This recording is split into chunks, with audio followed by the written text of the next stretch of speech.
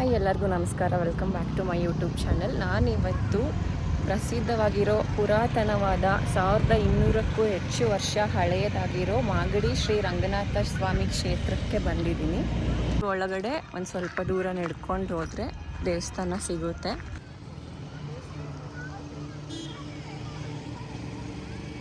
ದೇವಸ್ಥಾನಕ್ಕೆ ತುಂಬ ಇತಿಹಾಸ ಇದೆ, ಅದನ್ನು ಮುಂದೆ ಎಲ್ಲನೂ ಹೇಳ್ತೀನಿ. ನೀವು ನಮ್ಮ ಚಾನಲ್ಗೆ ಹೊಸಬರಾಗಿದ್ದರೆ ಸಬ್ಸ್ಕ್ರೈಬ್ ಮಾಡಿ, ನನ್ನ ಕಂಟೆಂಟ್ ಇಷ್ಟ ಆದರೆ ಲೈಕ್ ಮಾಡಿ, ಕಮೆಂಟ್ ಮಾಡಿ. ಸೊ ದೇವಸ್ಥಾನಕ್ಕೆ ಹೋಗಬೇಕಾದ್ರೆ ದಾರಿಯಲ್ಲಿ ಈ ದೇವಸ್ಥಾನನೂ ಸಿಗುತ್ತೆ ನೋಡಿ. ಶಿರಡಿ ಸಾಯಿ ಗಣೇಶ ಮಂದಿರ ಪೂಜೆ ಆಗ್ತಾ ಇದೆ. ದೇವಸ್ಥಾನದಲ್ಲಿ ಕಲ್ಯಾಣಿ ಎಲ್ಲ ಇದೆ. ಎಷ್ಟು ಬ್ಯೂಟಿಫುಲ್ ಆಗಿದೆ. ಬೆಂಗಳೂರಿಂದ ಸುಮಾರು 50 ಕಿಲೋಮೀಟರ್ ಇದೆ ಮಾಗಡಿ ರಂಗನಾಥ ಸ್ವಾಮಿ ದೇವಸ್ಥಾನ. ಮೆಜೆಸ್ಟಿಕ್ಕಿಂದನೂ ಬಸ್ಗಳಿವೆ, ತುಂಬ ಬಸ್ಗಳಿದೆ. ಬಸ್ ನಂಬರ್ 240 ಸೀರೀಸಲ್ಲಿ ಬರೋ ಬಸ್ ನಂಬರೆಲ್ಲ ಮಾಗಡಿಗೆ ಬರುತ್ತೆ. ಮತ್ತು KSRTC ಬಸ್ಸು ಇದೆ. ಸೊ ಇಲ್ಲಿ ಬರೋದಕ್ಕೇನು ಕಷ್ಟ ಆಗಲ್ಲ, ಆರಾಮಾಗಿ ಬರ್ಬೋದು. ತಿರುಮಲೆ ಗೇಟ್ ಅನ್ನೋ ಸ್ಟಾಪಿಗೆ ಟಿಕೆಟ್ ತೊಗೊಂಡು ಬಂದರೆ ಆರಾಮಾಗಿ ಈ ದೇವಸ್ಥಾನನ ರೀಚ್ ಆಗ್ತೀವಿ. ಹೆಬ್ಬಾಗಿಲಿನಿಂದ ಒಂದು ಹತ್ತಿರ 1 ಕಿಲೋಮೀಟರ್ ನಡಿಬೇಕಾಗುತ್ತೆ ದೇವರ ಗುಡಿಗೆ. ಈ ದೇವಸ್ಥಾನದ ಗೋಪುರ ಕಾಣ್ತಾ ಇದೆ.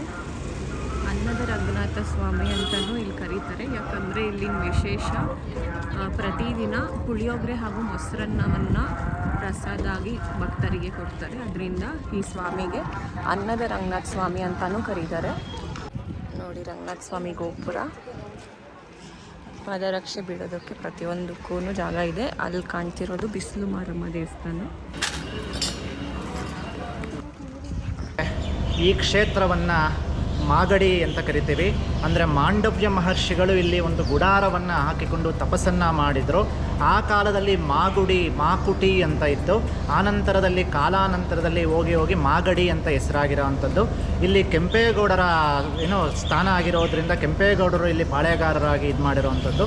ನೀವು ಒಳಗಡೆ ಮೂಲ ಗರ್ಭಗುಡಿಯಲ್ಲಿ ಶ್ರೀ ರಂಗನಾಥ ಸ್ವಾಮಿ ಉದ್ಭವ ಸಾಲಿಗ್ರಾಮ ರೂಪದಲ್ಲಿ ಪ್ರತ್ಯಕ್ಷ ಆಗಿ ಇಲ್ಲಿ ದರ್ಶನ ಕೊಡ್ತಿದ್ದಾನೆ. ಅಂದರೆ ಒಂದು ಐತಿಹ್ಯದ ಪ್ರಕಾರ ಒಮ್ಮೆ ಮಾಂಡವ್ಯ ಮಹರ್ಷಿಗಳು ತಿರುಪತಿಗೆ ಹೋಗ್ತಾರೆ. ಪಾಪ ಪ್ರಾಯಶ್ಚಿತ್ತವಾಗಿ ಅಲ್ಲಿ ವೆಂಕಟೇಶ್ವರನ ದರ್ಶನ ಮಾಡಿ ಪಾಪವನ್ನು ಕಳ್ಕೋಬೇಕು ಅಂತ ಹೋಗ್ತಾರೆ. ಆದರೆ ಅಲ್ಲಿ ಕಾರಣಾಂತರಗಳಿಂದ ಅವರಿಗೆ ದರ್ಶನವಾಗೋದಿಲ್ಲ. ಅಲ್ಲಿ ಬೇಸರಗೊಂಡಾಗ ಅವರಿಗೆ ಒಂದು ಅಶರೀರವಾಣಿ ಕೇಳಿ ಬರುತ್ತೆ. ಅಂದರೆ ಪಶ್ಚಿಮಾಭಿಮುಖವಾಗಿ ಸ್ವರ್ಣಾದ್ರಿ ಪರ್ವತಕ್ಕೆ ನೀನು ಹೋಗಿ ಅಲ್ಲಿ ತಪಸ್ಸನ್ನು ಮಾಡು, ನಿನಗೆ ದರ್ಶನ ಕೊಡ್ತೀನಿ ಅಂತ ಒಂದು ಅಶರೀರವಾಣಿ ಕೇಳಿ ಬರುತ್ತೆ. ಆಗ ಈ ಕ್ಷೇತ್ರ ಬಂದು ಸ್ವರ್ಣಾದ್ರಿ ಪರ್ವತ ಅಂತ. ಇಲ್ಲಿ ಬಂದು ಒಂದು ತಪಸ್ಸನ್ನು ಮಾಡ್ತಾರೆ. ಇಲ್ಲೊಂದು ಗುಡಿಸಲನ್ನು ಹಾಕಿಕೊಂಡು ಇಲ್ಲೊಂದು ತಪಸ್ಸನ್ನು ಮಾಡ್ತಾರೆ. ಆಗ ಮಹಾವಿಷ್ಣು ಶ್ರೀ ಪಶ್ಚಿಮ ವೆಂಕಟಾಚಲಪತಿ ಸ್ವಾಮಿಯವರು ಇಲ್ಲಿ ಸಾಲಿಗ್ರಾಮದ ರೂಪದಲ್ಲಿ ಇಲ್ಲಿ ಪ್ರತ್ಯಕ್ಷ ಆಗ್ತಾರೆ. ಸಾಲಿಗ್ರಾಮದ ವಿಶೇಷತೆ ಅಂದರೆ ಸಾಲಿಗ್ರಾಮಕ್ಕೆ ಸೋಮಸೂತ್ರ ಇಲ್ಲ. ಅಂದರೆ ಅಭಿಷೇಕ ಮಾಡಿದ ತೀರ್ಥ ಹೊರಹೋಗಲಿಕ್ಕೆ ಸಾಮಾನ್ಯವಾಗಿ ಎಲ್ಲ ಮೂಲ ದೇವರಿಗೆ ಜಾಗ ಇರ್ತದೆ. ಆದರೆ ಇಲ್ಲಿ ನಮ್ಮ ದೇವಸ್ಥಾನದಲ್ಲಿ ಸಾಲಿಗ್ರಾಮಕ್ಕೆ ಯಾವುದೇ ಆ ಥರಂತಹ ಜಾಗವಿಲ್ಲ. ಒಂದೇ ಒಂದು ಉದ್ಧರಣೆ ತೀರ್ಥ ಸಹ ಇಲ್ಲಿವರೆಗೂ ಸಿಕ್ಕಿರೋ ಅಂಥ ಉದಾಹರಣೆ ಇಲ್ಲ. ಅದೇ ಈ ಕ್ಷೇತ್ರದ ದೇವರಹಸ್ಯ. ತುಂಬ ಪವಿತ್ರವಾದ ಕ್ಷೇತ್ರ, ಧರ್ಮಕ್ಷೇತ್ರ, ನ್ಯಾಯಕ್ಷೇತ್ರ. ನಾನು ಹೇಳಿದಾಗೆ ಭಕ್ತಿಪ್ರದ ವಿಮಾನ ಗೋಪುರ ಅಂತ ಕರಿತೀವಿ. ಸ್ವಾಮಿ ನಿಂತಿರೋ ಅಂತಹ ವಿಮಾನ ಗೋಪುರವನ್ನು ಭಕ್ತಿಯಿಂದ ಒಂದು ತುಳಸಿ ದಳವನ್ನು ಅವನ ಪಾದಕ್ಕೆ ಸಮರ್ಪಣೆ ಮಾಡಿ ಶ್ರೀರಂಗ ಕಾಪಾಡೋ ರಂಗನಾಥ ಅಂದರೆ ಕೈ ಹಿಡಿತಾನೆ ಅಂತ ನಂಬಿಕೆ. ಭಗವಂತನ ಮುಂಭಾಗದಲ್ಲಿ ಆಂಜನೇಯ ಮತ್ತು ಗರುಡರು ಇಬ್ಬರು ಕೈ ಮುಕ್ಕೊಂಡು ಇರ್ತಾರೆ ಅಂತ ಸದಾ ನಿನ್ನ ಪಾದ ಸೇವೆಗೆ ಸಿದ್ಧ ಸ್ವಾಮಿ ಅಂತ ಒಂದು ಉದ್ದೇಶದಲ್ಲಿ ಎಲ್ಲವೂ ಇರ್ತಾರೆ ಅಂತ. ಇಲ್ಲಿ ಕಾಲಾನಂತರ ನಾನು ಹೇಳಿದಲ್ಲ, ಚೋಳರ ಕಾಲದಲ್ಲಿ ದೇವಸ್ಥಾನ ಕಟ್ಟಿರೋದು, ಆನಂತರ ಕೆಂಪೇಗೌಡರು ಜೀರ್ಣೋದ್ಧಾರ ಮಾಡಿರೋದು. ಕಾಲಘಟ್ಟದ ನಡ್ಕೊಂಡ್ಬಂದಂತೆ ಎಲ್ಲನೂ ಪ್ರತಿಷ್ಠಾಪನೆ ಆಗಿರೋವಂಥದ್ದು. ನಾನು ಹೇಳಿದಾಗ ಯಾರು ತಿರುಪತಿಗೆ ಹೋಗಿ ಅಲ್ಲಿ ಸೇವೆಗಳನ್ನು ಮಾಡಲಿಕ್ಕಾಗಲ್ಲ, ಅವರು ಇಲ್ಲಿ ಬಂದು ಸಾಲಿಗ್ರಾಮ ದರ್ಶನ, ಸ್ವಾಮಿಯ ದರ್ಶನ ಮಾತ್ರೇನ ಅದೇ ಪುಣ್ಯಾದಿಗಳು ಲಭಿಸುತ್ತೆ ಅಂತ ಹೇಳಲಾಗ್ತದೆ. ನೋಡಿ, ಇದು ಸೀತಾಲಕ್ಷ್ಮಿ ಅಮ್ಮನವರ ಸನ್ನಿಧಿ. ರೈತರು ಹೊಲವನ್ನು ಉಳ್ಬೇಕಾದ್ರೆ ಈ ತಾಯಿ ವಿಗ್ರಹ ಅವರಿಗೆ ಸಿಗುತ್ತೆ. ಆ ಸಿಕ್ಕ ನಂತರ ಈ ದೇವಸ್ಥಾನಕ್ಕೆ ತಂದು ಪ್ರತಿಷ್ಠಾಪನೆ ಮಾಡಿ ಸೀತಾಲಕ್ಷ್ಮಿ ಅಮ್ಮನವರನ್ನಾಗಿ ಈಗ ಪೂಜೆ ನಡೀತಾ ಇದೆ. ಪ್ರತಿನಿತ್ಯವೂ ತಾಯಿಗೆ ಪೂಜೆ ಅಲಂಕಾರಗಳು ನೆರವೇರ್ತಾನೆ ಇರ್ತವೆ. ಇದು ರಾಮಾನುಜಾಚಾರ್ಯರ ಸನ್ನಿಧಿ, ಜೊತೆಗೆ ಆಳ್ವಾರುಗಳಿದ್ದಾರೆ. ಇಲ್ಲಿ ನೀವು ಹಲವಾರು ಉತ್ಸವ ಮೂರ್ತಿಗಳನ್ನು ಸಹ ನೋಡ್ಬೋದು. ರಥೋತ್ಸವಕ್ಕೆ ಅಥವಾ ಮತ್ತೊಂದು ಉತ್ಸವಗಳು ನಡೆಯುವಾಗ ದೇವಸ್ಥಾನದಲ್ಲಿ ಇಲ್ಲಿರುವಂತಹ ಮೂರ್ತಿಗಳನ್ನೇ ಬಳಕೆಯನ್ನು ಮಾಡ್ತಾರೆ. ನೋಡಿ, ಇದು ಸ್ವಾಮಿ ಅಭಿಷೇಕಕ್ಕೆ ಉಪಯೋಗಿಸುವಂತಹ ಒಂದು ಪಾತ್ರೆ. ಇದು ಶ್ರೀ ಗೋಪಾಲಕೃಷ್ಣ ಸ್ವಾಮಿಯವರ ಸನ್ನಿಧಿ. ಇಲ್ಲಿ ಒಂದೇ ದೇವಸ್ಥಾನದಲ್ಲಿ ನಿಮಗೆ ಹಲವಾರು ದೇವರುಗಳ ದರ್ಶನ ಆಗುತ್ತೆ. ಇದು ನೋಡಿ, ಈ ದೇವಸ್ಥಾನದಲ್ಲಿ ರಂಗನಾಥ ಸ್ವಾಮಿ ಇದ್ದಾರೆ. ಈ ರಂಗನಾಥ ಸ್ವಾಮಿ ಮಲಗಿರುವಂತಹ ರಂಗ. ನಾವು ದೇವಸ್ಥಾನದಲ್ಲಿ ಗರ್ಭಗುಡಿಯಲ್ಲಿ ನೋಡುವಂಥ ಸ್ವಾಮಿ ನಿಂತಿದ್ದಾರೆ, ಅವರು ಮಲಗಿಲ್ಲ. ಆದರೆ ಈ ಹಿಂಭಾಗದಲ್ಲಿಯೇ ಈ ರಂಗನಾಥ ಸ್ವಾಮಿಯ ದೇವಸ್ಥಾನವೂ ಕೂಡ ಇದೆ. ಇಲ್ಲಿ ಭೂದೇವಿ ಹಾಗೂ ಶ್ರೀದೇವಿ ಸಮೇತ ರಂಗನಾಥ ಸ್ವಾಮಿ ಮಲಗಿರುವಂಥದ್ದು ಕಾಣಿಸುತ್ತೆ. ಇನ್ನೊಂದು ಅಚ್ಚರಿ ಪಡುವಂತಹ ಸಂಗತಿ, ಇಲ್ಲಿ ಗೋಡೆ ಮೇಲೆ ರಂಗನಾಥ ಸ್ವಾಮಿಯವರು ಬೆಳೀತಾ ಇದ್ದಾರೆ. ಇದಂತೂ ಬಹಳ ವಿಸ್ಮಯಕಾರಿಯಾಗಿರುವಂತಹ ವಿಷಯ.